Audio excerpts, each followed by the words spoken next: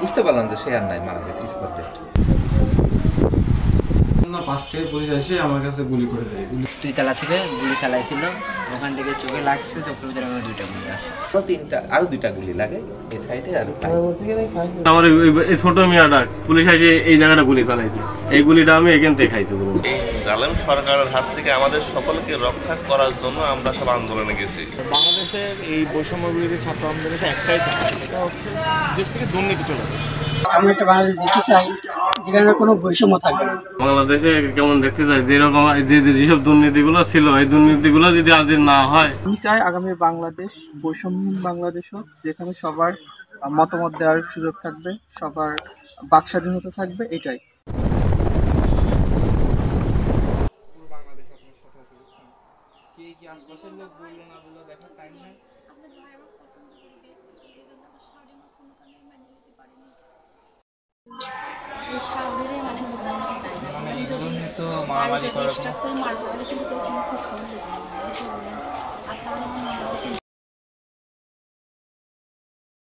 আন্দোলনে লাগছিল কোথা থেকে?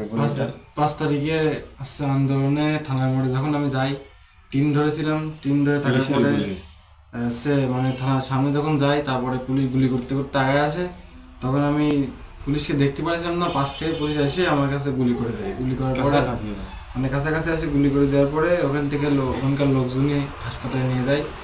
যে মারা গেছে তাকে যদি না তোলার চেষ্টা করতাম, হয়তো বা আমার কিচ্ছু হইতো না, আমি ফিট হয়ে যেতাম। এই হয়তো বা 20-25টা স্পিনটার লাগতাম। এখন আমার শরীরে প্রায় 250-র কাছাকাছি স্পিনটার আছে সারা শরীরে, মুখ থেকে কানের এখান থেকে শুরু করে পায়ের তলা পর্যন্ত।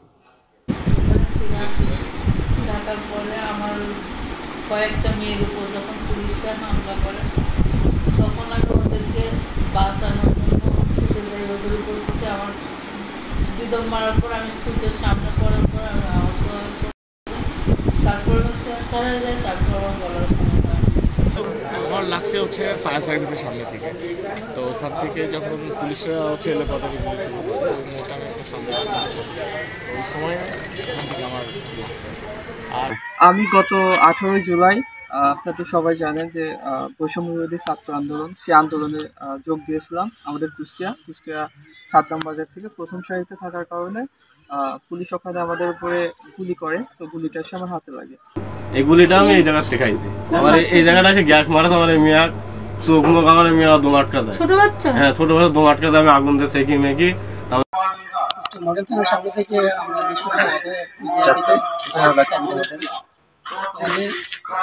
আমার লাগছিল এই পাশ দিয়ে, তার সামনে থেকে ফায়ার করছিল আমাদের মাথা এবং বডি দিয়ে ঘুরে লাগছিল।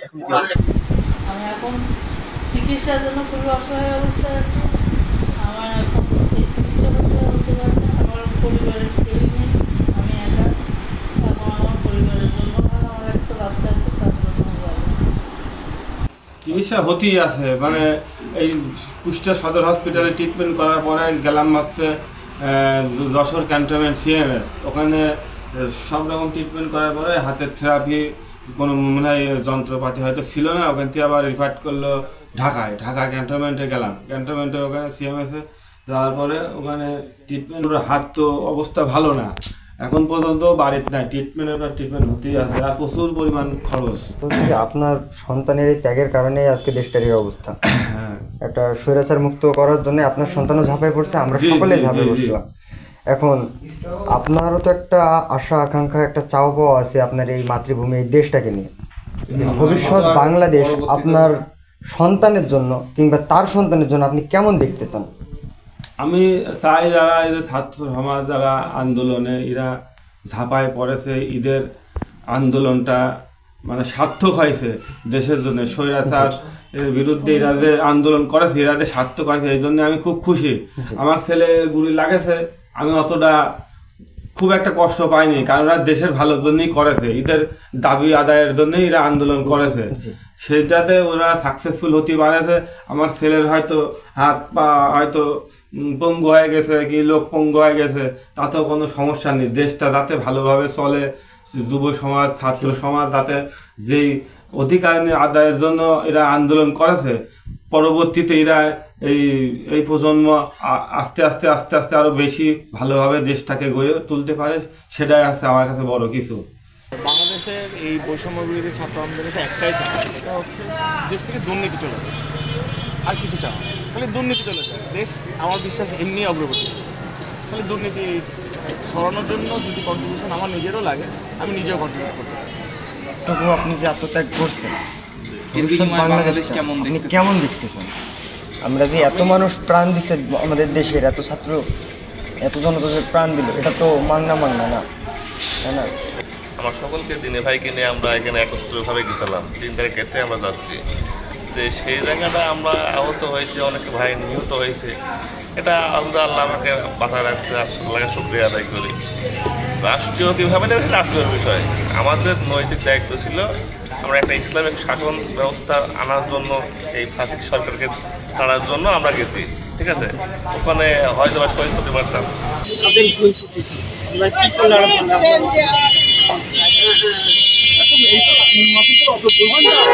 আর আমি চাই তো আমার এই ছাত্র আন্দোলনের যারা এখনো আমাদের পাশে এই যে সংগ্রামের সাথে আছে, তাদের জন্য দোয়া করে আগামী ভবিষ্যতে এরা যেন আমাদের জন্য এটাই আমার প্রত্যাশা, আর কোনো কিছু বড় কিছু আসে না।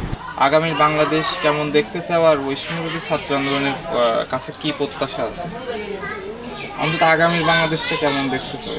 ভালো, যাতে আর নতুন কোনো ফ্যাসিবাদের জন্য দেশের যে পরিকল্পনা, আগামী পরিকল্পনা কি হবে? বাংলাদেশের পরিকল্পনা আসলে যেটা আগে বলল সিন্ডিকেট, এটা আসলে ঠিক করতে হবে।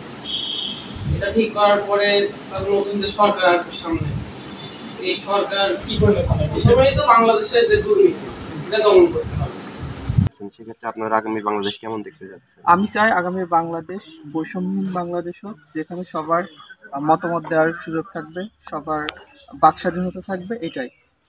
তো তোমরা সামনে বাংলাদেশ কেমন দেখতে চাচ্ছ? সামনে আগামী বাংলাদেশ কেমন দেখতে চাচ্ছ? আমি একটা বাংলাদেশ দেখতে চাই যেখানে কোনো বৈষম্য থাকবে না, যেখানে ধনী গরিব যেন সম অধিকার পায়, যেখানে গরিবরা চিন্তা করবে না আমি অন্যায় করেছি, সে ধনী ব্যক্তি, সে আমার পর অন্যায় করেছে অথবা আমি তারপর অন্যায় করবো, এরকম চিন্তা করা যাবে না। আমাদের দেশে আইন আছে এবং আইন কেমনভাবে তৈরি করতে হবে যেন সেই আইন ধনী এবং গরিবকে একসঙ্গে দেখতে পারে। ধন্যবাদ, ইনশাআল্লাহ আমরা সবাই দেখবো রাখো, এবং সামনে যে কোনো আবার ক্রাইসিস মোমেন্ট ইনশাআল্লাহ আপনার সাথে দেবো আমরা ইনশাআল্লাহ। মানে আগামী বাংলাদেশ আপনি কেমন দেখতে চান?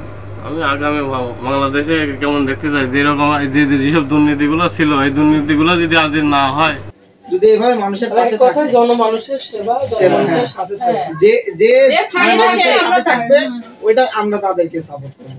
দেশের প্রতি আমার এক্সট্রা এক্সপেকটেশন যে যারা বিপ্লবী তাদেরকে উপদেষ্টা পর্যায়ে চলে আসে। আপনারা যেটুকু আসছেন, দেখা করছেন, কথা বলছেন, ভালো লাগলো।